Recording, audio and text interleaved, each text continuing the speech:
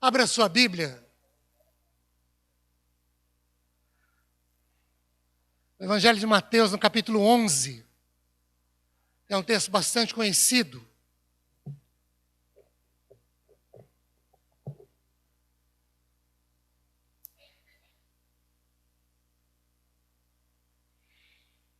Eu farei uma leitura do versículo 28, 29 e 30. Talvez você esteja aí no seu cantinho. Que não é o cantinho do pensamento nem do castigo. É o cantinho da adoração. Na igreja.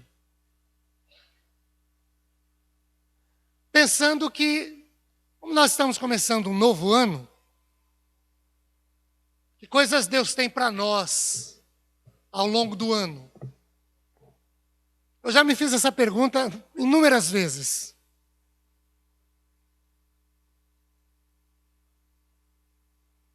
Talvez a melhor resposta que eu possa dar-lhes, e a mim também, principalmente, é de que Deus tem sempre o melhor, mesmo que a gente não saiba.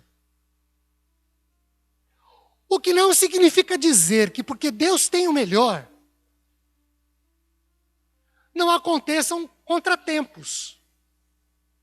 Não passemos por lutas, não enfrentemos dificuldades. E aí, o que eu pensei na noite de hoje foi, nós temos um ano pela frente, dissemos no culto de final de ano, terça-feira próxima passada, que eu não sabia o que podia acontecer ao longo do ano, e não acredito que alguém saiba, mas pude dizer que uma coisa a gente tem absoluta certeza: Deus está conosco em todo e qualquer momento ao longo do ano. E eu entendo que Mateus 11, 28, 29 e 30 retrata bem coisas pelas quais a gente possa vir a passar, coisas que a gente possa vir a enfrentar, e mais do que isso, como enfrentar. O que fazer? Então vamos ler o texto, depois a gente discorre um pouquinho. Então acompanhe-me em sua Bíblia a leitura. O 28 começa dizendo assim: Vinde a mim, disse Jesus, todos os que estáis cansados e sobrecarregados, eu vos aliviarei. Tomai sobre vós o meu jugo e aprendei de mim, porque sou manso e humilde de coração, e achareis descanso para a vossa alma, porque o meu jugo é suave e o meu fardo é leve. Vejam, queridos, dizer que todos nós temos ou problemas dos mais variados, ou passamos por eles, ou adversidades das mais complexas, é quase que chovendo molhado. Porque alguns mais ou outros menos, todos nós temos lá as nossas dificuldades. Ou são de ordem pessoal, familiar nuclear, familiar estendida, envolve gente do nosso parentesco, problemas onde trabalhamos, dificuldades, adversidades. Esses problemas, dificuldades, adversidades, ou elas são maiores ou são menores. E isso é uma questão proporcionalmente à cultura e à estrutura emocional e até espiritual de cada um de nós. O que é um problemão para mim, para você pode não ter o menor sentido. O contrário, a absoluta verdade na mesma proporção. O que para você é um problemão, eu não consigo visualizar. Porque é uma questão de estrutura. É uma questão de proporcionalidade. Para uns mais, para outros menos. Agora, problemas, maiores ou menores, provocam sentimentos nas pessoas. Dos mais variados tipos. Por exemplo, há aqueles que, diante de certos problemas, sentem os problemas, mas não deixam de continuar. Eles não deixam de produzir, de fazer, de realizar as coisas. Mas há aqueles diante dos quais os problemas que eles sentem existir, os deixam sem continuar, sem produzir, sem fazer e sem realizar. Diante de problemas, há aqueles que se paralisam. Não vão. Simplesmente paralisam. Há outros que, diante de problemas, sentem os problemas e se prostram por causa disso. Eles se entregam. Eles não conseguem se levantar, eles não conseguem se animar, eles não conseguem reagir nem avançar. Eles simplesmente caem, se prostram, se dão por derrotados e vencidos. Há os que pensam serem capazes de fugir dos problemas, o que é um ledo engano. A gente só adia o sofrimento. O problema pega a gente na curva.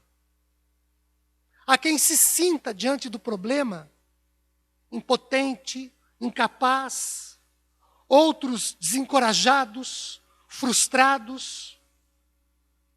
Há aqueles que questionam a existência de Deus por causa do problema. São pessoas que, se tiverem problemas, sejam quais forem, eles pensam alguma coisa parecida com o seguinte: bom, Deus não deve existir, né?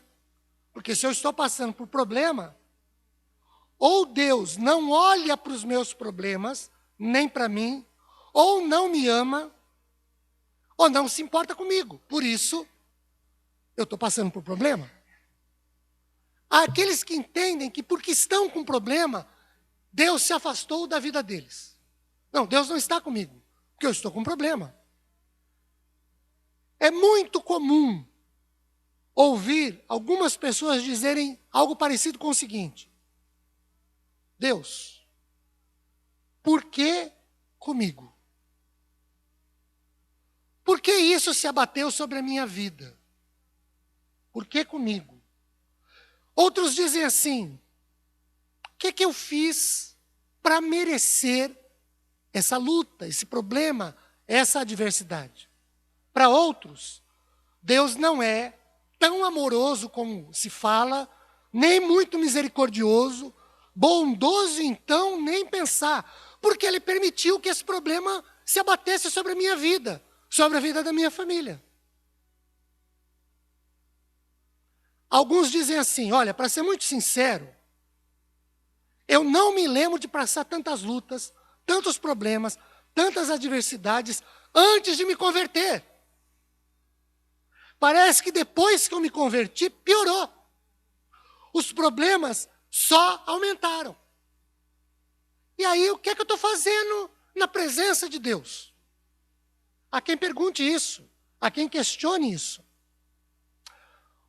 Uma coisa, contudo, é comum a todos os que enfrentam problemas, sejam eles de ordem emocional, física ou espiritual. Todo e qualquer problema, toda e qualquer luta e adversidade sobrecarrega quem passa por isso. Os problemas pesam sobre os ombros das pessoas. A propósito dessa sobrecarga, desse sobrepeso, olhem para o versículo 28. Jesus faz uma interessante e rica promessa nesse versículo. O que é que ele diz aí? Eu vos aliviarei. Vejam, queridos, é uma promessa maravilhosa. Jesus promete aliviar o peso dos problemas. Ele promete, de maneira fantástica, aliviar a sobrecarga que o problema, que a adversidade, que a luta provoca.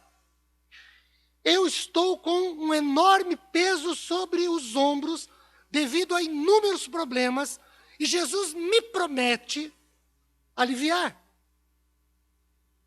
Glória a Deus por isso. Louvado seja o Senhor. Mas há um detalhe que não pode ser ignorado. Ele deve ser considerado nessa relação de Jesus aliviar o peso, a sobrecarga dos problemas. Vejam, Jesus promete, olhando para o versículo 28 de novo, o alívio da sobrecarga. Ele promete aliviar o peso que o problema produz. E o detalhe é que essa promessa de alívio não necessariamente vem acompanhada da solução do problema, que é o que às vezes confunde as pessoas. Eu preciso, então, pensar sobre o seguinte: aliviar o peso, a sobrecarga é uma coisa, resolver o problema é outra. E elas não necessariamente caminham juntas. Deus pode aliviar o peso, mas não resolver exatamente a situação. Mas Ele alivia o peso. Claro que quando Ele resolve, Ele alivia o peso. Mas olha de novo para o texto. Ele alivia o peso, mas Ele não diz que resolveu o problema. E isso, às vezes, confunde a cabecinha de algumas pessoas. Porque o problema persiste, mas ele não pesa mais. A luta continua, mas ela não dói tanto. E aí a gente faz a outra confusão, que é a de achar, de pensar, de entender que porque Deus aliviou, por que Ele não resolve de uma vez? Porque existem fases, situações. Isso é uma conversa para uma outra oportunidade. O que eu quero nesta noite? Me deter e deter os irmãos? É sobre essa sobrecarga e o alívio de Jesus. Talvez alguém se pergunte, depois de ouvir isso, o seguinte: qual é a vantagem, qual é o benefício que isso me traz? Vejam, Jesus me alivia o peso do problema, mas não necessariamente resolve. O que é isso? Qual é o sentido disso? Quero levá-los a pensar algumas coisas. Primeiro, nós não podemos nos esquecer de que existem problemas nas nossas vidas que são permitidos por Deus para a glória dEle. Ele permite, mas Ele honra e glorifica o seu nome nesse problema nosso. Por isso, Ele alivia a dor, mas não resolve o problema. Outra coisa, nós não podemos nos esquecer de que existem problemas nas nossas vidas que são terapêuticos. Ou seja, Deus trabalha o nosso ser, a nossa personalidade, a partir desse problema. Por isso Ele pode aliviar o peso, mas não resolver, porque Ele trabalha conosco, enquanto o problema existe. E uma terceira ideia, que nós não podemos nos esquecer de que existem problemas que nos são pedagógicos. Porque através deles, nós nos aproximamos mais e mais do Senhor, e Ele usa esses problemas para nos ensinar a sua vontade, a depender dEle, suas grandes verdades, seu imenso amor, e Ele nos mostra o seu caminho. Por isso, Ele alivia o peso e não necessariamente resolve o problema, porque durante passarmos pelo problema, Ele nos ensina a depender dEle. Bom, dito isso, uma coisa é absolutamente verdadeira. Jesus nos promete alívio do peso, da sobrecarga, independentemente do objetivo e do significado do problema. Seja para a glória de Deus, Ele alivia. Seja terapêutico, Ele alivia. Seja educacional, seja algo que Deus trabalhe conosco, nos ensinando, Ele alivia. Então, independente do motivo, o alívio é prometido. Agora, é só isso? É só o que a gente tem para dizer? Deus, na pessoa de Jesus, me alivia o peso da sobrecarga, do problema? Sim. E eu não preciso fazer nada? Bom, aí já é uma outra coisa. Claro que a gente precisa. Muito bem. Então eu tenho uma promessa de que o Senhor alivia a sobrecarga e o peso que o problema me traz. E o que é que eu preciso fazer para isso acontecer na minha vida? Os versículos 28, 29 e 30 nos respondem. Vamos às respostas. Vejam que existem 3 ordens, 3 imperativos que o Senhor nos apresenta. É muito possível, muito provável, que ao longo de 2020 nós enfrentemos problemas, lutas, adversidades. Eu já tenho a promessa de alívio. Independente de ser terapêutico, educacional, para a glória de Deus. O motivo do problema pouco importa. Eu tenho a promessa de alívio. Mas essa promessa de alívio só vem se eu fizer 3 coisas.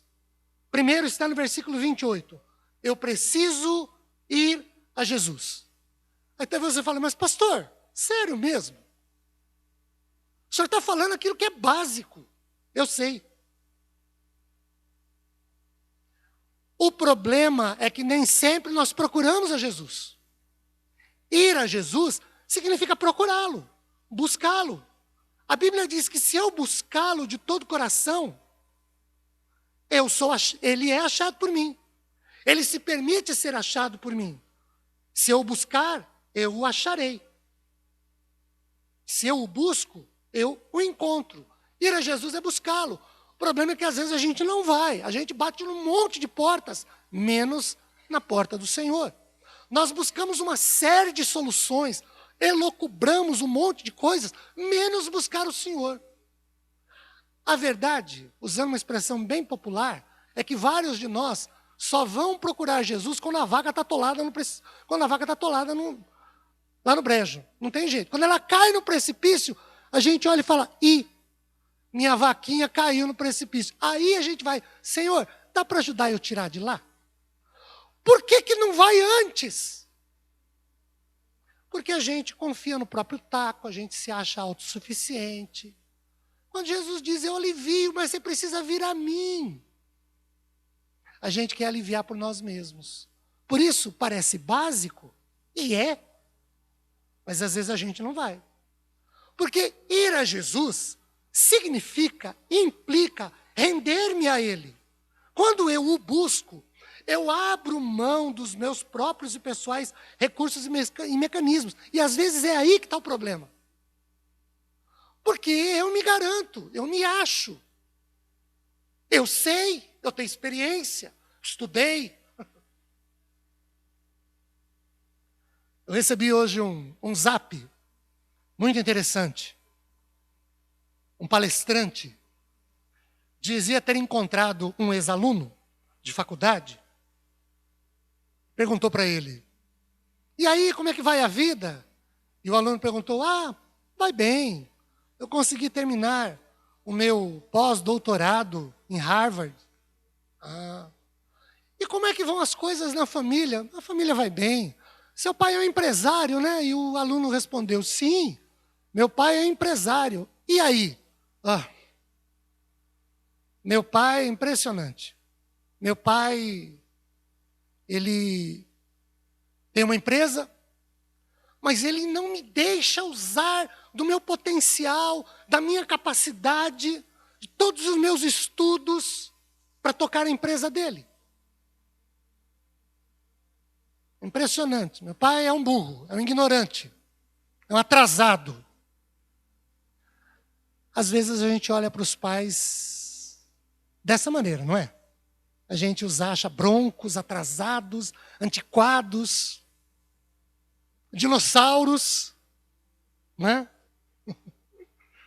Estou falando aqui, o reverendo Valdivino não entendeu o que eu quis dizer, porque nós dois no presbitério somos chamados de dinossauros, pelos mais novos. Eu tenho isso como um elogio. Às vezes a gente olha para os pais e fala assim, né? Meu pai é antiquado, não sabe nada. Eu dou um celular para ele, meu Deus do céu. É um Deus nos acuda. Ele consegue fazer de tudo, menos funcionar o trem. E aí o professor então disse para o aluno, para o ex-aluno, quantos anos você tem? 30 e poucos anos. Com 30 e poucos anos, sua idade hoje, como é que era no tempo do seu pai quando ele tinha sua idade?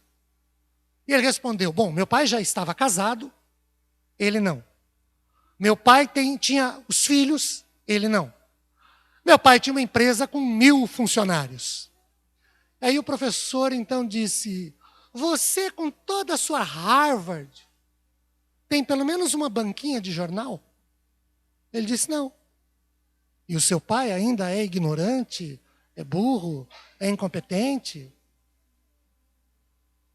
Sabe, queridos, às vezes nós olhamos para Deus e dizemos para Ele, não que Ele é incompetente, porque a gente não tem coragem para falar isso. Não que Deus é atrasado, porque nos falta coragem, mas é que a gente pensa que Deus não sabe fazer, a gente pensa. A gente só não exterioriza, porque tem medo, mas que no fundo a gente pensa que Deus está atrasado, a gente pensa. Ir a Jesus é abrir mão da minha Harvard e deixar Ele conduzir a minha vida. A segunda ordem que Ele nos dá, Ele diz assim, no versículo de número 29. Tomai sobre vós o meu jugo. E aqui parece um contrassenso, uma situação contraditória, né?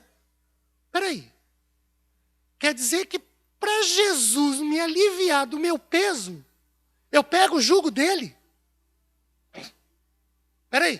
Deixa eu tentar entender esse negócio aqui. Eu estou com uma sobrecarga, eu estou com sobrepeso. Jesus diz para mim, que pode me aliviar desde que eu tome o jugo dele.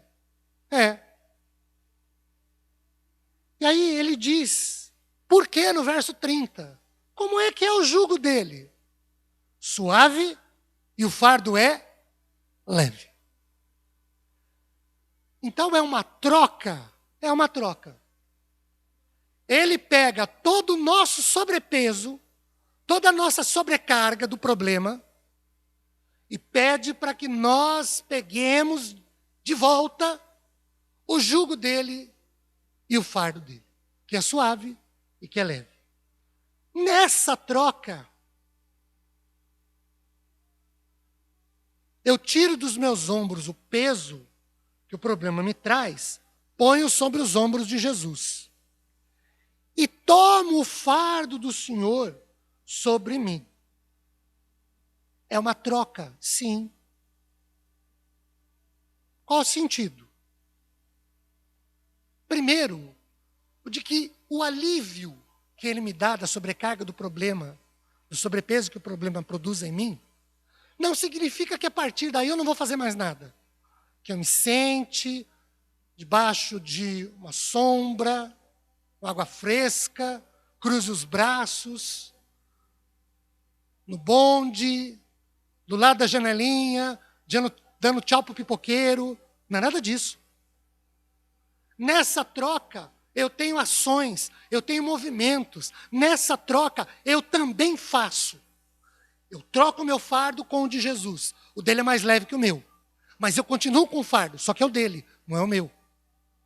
Nessa troca, eu deposito sobre os ombros do Senhor o meu fardo, que é pesado, que me faz andar inclinado, e tomo dele sobre mim, que é leve.